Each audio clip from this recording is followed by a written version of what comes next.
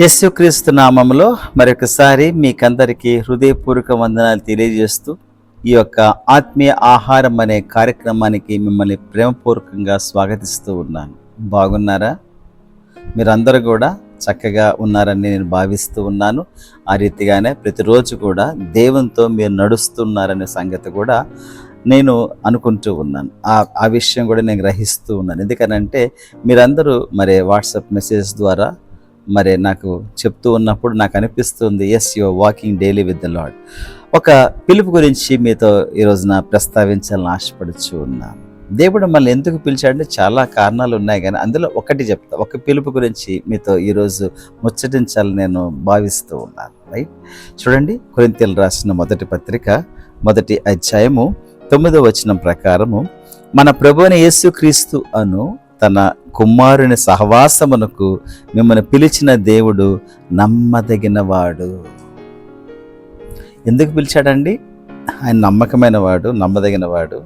ఎందుకు పిలిచాడు? ఆయన నమ్మదగినవాడు ఎందుకోసం నేను పిలిచాడంట? ఆయనతో సహవాసము చేయడానికి. ఏమండి, ఆలోచన చేయండి. పెద్దవారితో సహవాసం చేయడము ఎంత ఆనందం అనిపిస్తుంది. అలాంటిది దేవాది దేవుడు సృష్టికర్త అయిన యేసు ప్రభుతో సహవాసం చేయడానికి పిలిచాడనంటే, అబ్బో, ఈ పిలుపు చాలా ప్రాముఖ్యమైనది. ఇట్స్ ఎ గ్రేట్ కాల్ అని అనిపిస్తుంది. చాలామంది అనుకుంటూ ఉంటారు, పరిచర్యకి దేవుడు పిలిచాడంటే గొప్ప సంగతి అనుకుంటారు. దానికన్నా గొప్పది నా ఉద్దేశంలో గొప్పది ఏంటో తెలుసా? ఆయనతో సహవాసం చేయడానికి పిలిచాడు. చూసారా? ఎవరండి ఎవరితో సహవాసం చేస్తారు? దుష్టులు దుష్టులతోనే చేస్తారు కదా. మామూలుగా చూసినట్లయితే కోపిష్టి వాళ్ళతోనే birds of the same feather flock together అని అంటారు. కానీ ఇక్కడ యేసు ప్రభువుల వారు పరిశుద్ధుడైన దేవుడు, సృష్టికర్త అయిన దేవుడు, పాపుల్లాంటి మలాంటి వ్యక్తులని, అసలు మనలో ఏం మంచి లేదని తెలిసినప్పటికీ కూడా అలాంటి వారిని పిలిచారు. చూసారా? సహవాసాల కోసము. ఎందుకు? సహవాసం చేస్తే ఆయనకి సంతోషమా? మనము ఆయనతో జీవిస్తే ఆయనకి పెద్ద ఏమైనా లాభమా? కాదు. నీ జీవితాన్ని మార్చడానికి, నీ జీవితం ఒక విలువ తీసుకురావడానికి, నీకు సంతోషాన్ని, ఆనందాన్ని ఇవ్వడానికే ఆయనతో సహవాసం చేయమని పిలిచాడు. అయితే ఎలా సహవాసం చేయాలి ఆయనతో? మొట్టమొదటిగా యథార్థమైన జీవితం జీవించేటువంటి వారంగా, పరిశుద్ధుడు కాబట్టి పరిశుద్ధంగా మనం జీవిస్తూ ఉంటే ఆయనతో మనం సహవాసం చేస్తాం. ఈ మాట మీరు చూడండి ఒకసారి. యోహాను రాసిన మొదటి పత్రిక 3వ అధ్యాయాన్ని మనం గమనిస్తే 3వ వచనములో, ఆయన యందు ఈ నిరీక్షణ పెట్టుకున్న ప్రతివాడును ఆయన పవిత్రుడై ఉన్నట్టుగా తన్ను పవిత్రునిగా చేసుకును. చూసారా? సో ఆ పవిత్రతలో మనం నడిచేటువంటి వారంగా ఉండాలి.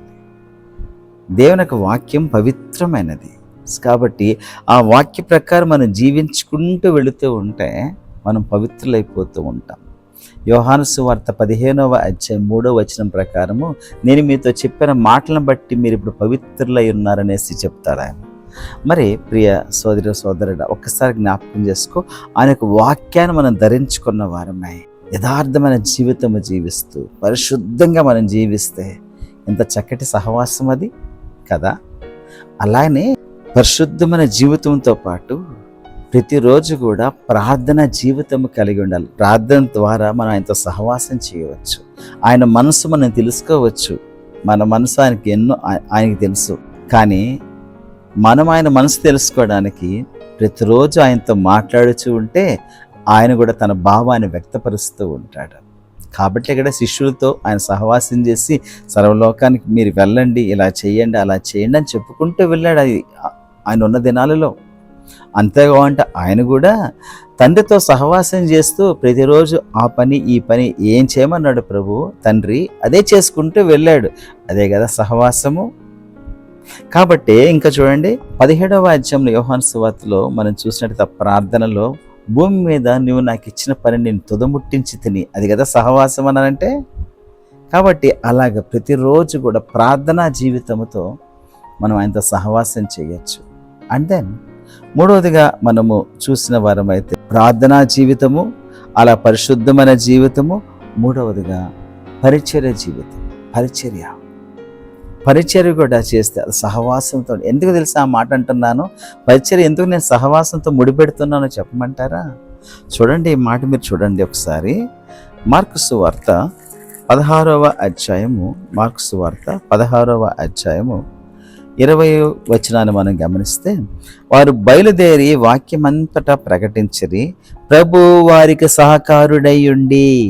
చూసారా, ఎప్పుడు సహకారుడై ఉన్నాడు? వారు వాక్యము బోధిస్తూ ఉన్నప్పుడు వారికి సహకారుడై ఉండి వెనువెంట జరుగుచూ వచ్చిన సూచక క్రియల వలన వాక్యమును స్థిరపరచుచూ ఉండెను. సో నీలో వాక్యం స్థిరపరచడానికి దేవుడు నీతో సహవాసం చేస్తాడు.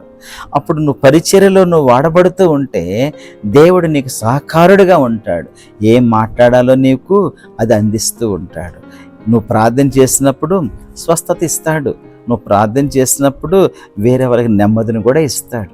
అలాగా మనం ఆయనతో సహవాసం చేసుకుంటూ వెళుతూ ఉంటే ఎంత చక్కటి జీవితం ఆలోచన చేయండి. కాబట్టి one of the best calling is God he's called you to have fellowship with him. ఆయనతో సహవాసం కలగడానికి, ఆయనతో సహవాసముగా ఉండడానికి తన కుమారుని సహవాసమునకు మిమ్మల్ని పిలిచిన దేవుడు నమ్మదగిన దేవుడు. ప్రార్థన చేసుకుందామా? ప్రేమగల మా దేవా, కృపా కనికరం గల మా తండ్రి, మీరు నాయన పరిశుద్ధుడైన దేవుడై ఉండి నాయన మాలాంటి వారిని కూడా మీరు సహవాసానికి పిలిచిన విధానాన్ని బట్టి మీకు వందనాలు, స్తోత్రాలు. నాయన మీతో సహవాసం చేసేటువంటి ఆధిక్యత మాకు ఇచ్చినందుకు కూడా మీకు హృదయపూర్వక ధన్యవాదాలు తెలియజేసుకుంటూ ఉన్నాం. ప్రియ దేవా, నాయన మా జీవితంలో మాకు చాలని దేవుడిగా మీరు ఉంటూ ఉన్నారు. మీ మేలులతో మమ్మల్ని తృప్తిపరుస్తూ ఉన్నారు. మీ వెలుగుతో మమ్మల్ని నింపుతూ ఉన్నారు. చాలయ్యా, చాలు నాయన. మీతో సహవాసం చేసే కొలది నిజంగా మీ యొక్క సౌరూప్యంలో మేము రావడానికి ప్రభా ఎంతగానో ప్రభా దోహదపడుచున్నది నాయన. కాబట్టి మీరు పిలిచారని సంగతి మేము గ్రహించగలుగుతూ ఉన్నాము తండ్రి యేసయ్య. నాయన మా శ్రోతలను మీరు దీవించండి. వారందరూ కూడా మీతో సహవాసం చేసేటువంటి వారికి కృప చూపించండి. మీ మేలులతో తృప్తిపరచండి.